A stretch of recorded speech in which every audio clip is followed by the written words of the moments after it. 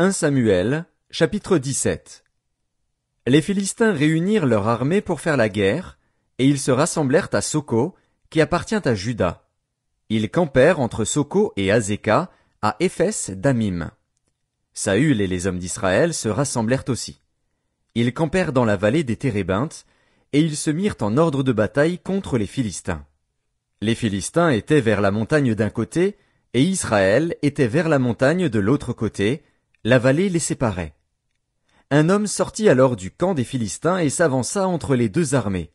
Il se nommait Goliath, il était de Gath, et il avait une taille de 6 coudées et 1 empan. Sur sa tête était un casque d'airain, et il portait une cuirasse à écailles du poids de 5000 cycles d'airain. Il avait aux jambes une armure d'airain, et un javelot d'airain entre les épaules. Le bois de sa lance était comme une ensouple de tisserand, et la lance pesait 600 cycles de fer. Celui qui portait son bouclier marchait devant lui. Le Philistin s'arrêta, et, s'adressant aux troupes d'Israël rangées en bataille, il leur cria, « Pourquoi sortez-vous pour vous ranger en bataille? Ne suis-je pas le Philistin, et n'êtes-vous pas des esclaves de Saül? Choisissez un homme qui descende contre moi. S'il peut me battre et qu'il me tue, nous vous serons assujettis. Mais si je l'emporte sur lui et que je le tue, vous nous serez assujettis et vous nous servirez. » Le Philistin dit encore, « Je jette en ce jour un défi à l'armée d'Israël. Donnez-moi un homme, et nous nous battrons ensemble. » Saül et tout Israël entendirent ces paroles du Philistin, et ils furent effrayés et saisis d'une grande crainte. Or David était fils de cet Éphrasien de Bethléem de Juda, nommé Isaïe, qui avait 8 fils, et qui, du temps de Saül, était vieux, avancé en âge. Les 3 fils aînés d'Isaïe avaient suivi Saül à la guerre. Le premier-né de ces 3 fils qui étaient partis pour la guerre s'appelait Eliab, le second Abinadab, et le troisième Shamma. David était le plus jeune. Et lorsque les 3 aînés eurent suivi Saül, David s'en alla de chez Saül et revint à Bethléem pour faire paître les brebis de son père. Le Philistin s'avançait matin et soir, et il se présenta pendant 40 jours. Isaïe dit à David, son fils, « Prends pour tes frères cet épha de grains rôtis et ces 10 pains, et cours au camp vers tes frères. Porte aussi ces 10 fromages au chef de leurs milliers. Tu verras si tes frères se portent bien, et tu m'en donneras des nouvelles sûres. » Ils sont avec Saül et tous les hommes d'Israël dans la vallée des Térébintes, faisant la guerre aux Philistins. David se leva de bon matin. Il laissa les brebis à un gardien, prit sa charge et partit, comme Isaïe le lui avait ordonné. Lorsqu'il arriva au camp, l'armée était en marche pour se ranger en bataille et poussait des cris de guerre. Israël et les Philistins se formèrent en bataille, armée contre armée. David remit les objets qu'il portait entre les mains du gardien des bagages et courut vers les rangs de l'armée. Aussitôt arrivé, il demanda à ses frères comment ils se portaient. Tandis qu'il parlait avec eux, voici, le Philistin de Gath, nommé Goliath, s'avança entre les 2 armées, hors des rangs des Philistins.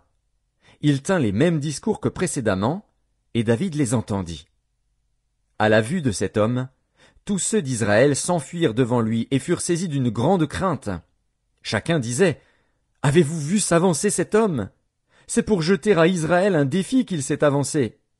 Si quelqu'un le tue, le roi le comblera de richesses, il lui donnera sa fille, et il affranchira la maison de son père en Israël. » David dit aux hommes qui se trouvaient près de lui, « Que fera-t-on à celui qui tuera ce Philistin et qui ôtera l'opprobre de dessus Israël?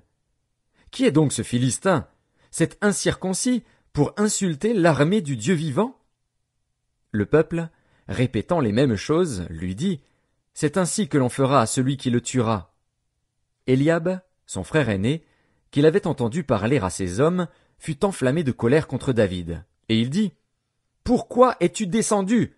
Et à qui as-tu laissé ce peu de brebis dans le désert? Je connais ton orgueil et la malice de ton cœur. C'est pour voir la bataille que tu es descendu. » David répondit, « Qu'ai-je donc fait? Ne puis-je pas parler ainsi? » Et il se détourna de lui pour s'adresser à un autre, et fit les mêmes questions. Le peuple lui répondit comme la première fois. Lorsqu'on eut entendu les paroles prononcées par David, on les répéta devant Saül, qui le fit chercher. David dit à Saül, Que personne ne se décourage à cause de ce Philistin. Ton serviteur ira se battre avec lui. Saül dit à David, Tu ne peux pas aller te battre avec ce Philistin, car tu es un enfant, et il est un homme de guerre dès sa jeunesse. David dit à Saül, Ton serviteur faisait paître les brebis de son père. Et quand un lion ou un ours venait en enlever une du troupeau, je courais après lui, je le frappais et j'arrachais la brebis de sa gueule. S'il se dressait contre moi, je le saisissais par la gorge, je le frappais et je le tuais. C'est ainsi que ton serviteur a terrassé le lion et l'ours, et il en sera du Philistin, de cet incirconcis comme de l'un d'eux, car il a insulté l'armée du Dieu vivant.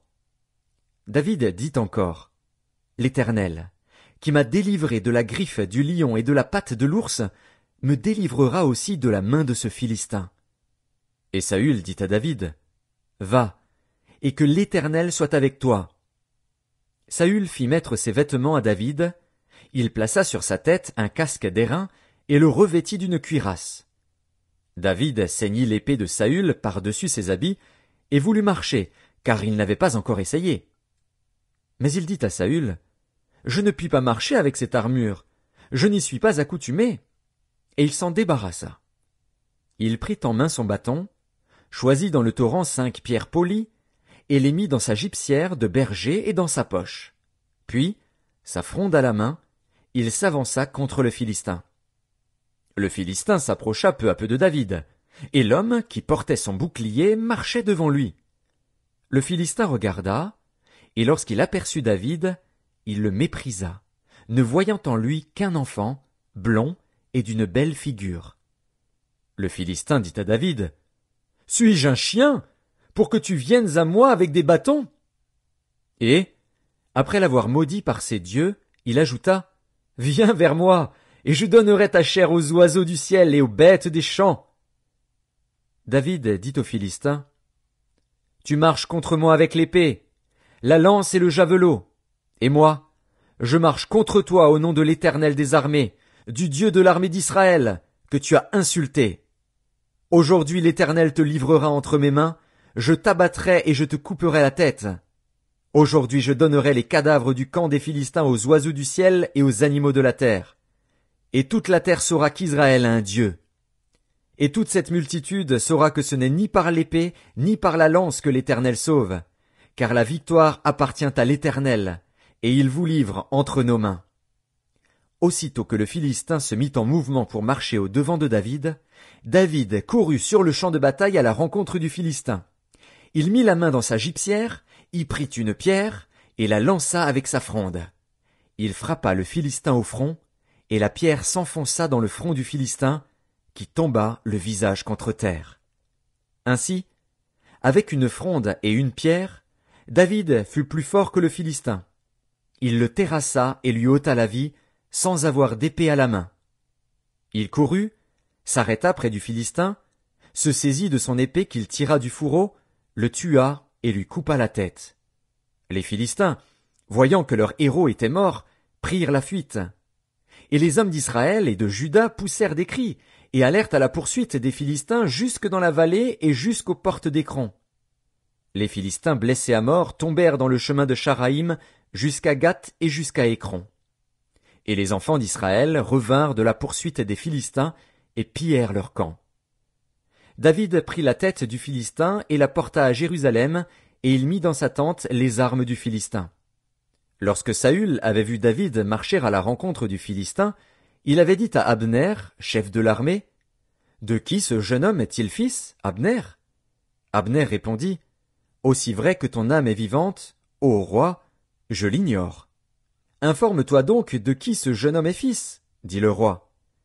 Et quand David fut de retour après avoir tué le Philistin, Abner le prit et le mena devant Saül. David avait à la main la tête du Philistin. Saül lui dit, « De qui es-tu fils, jeune homme ?»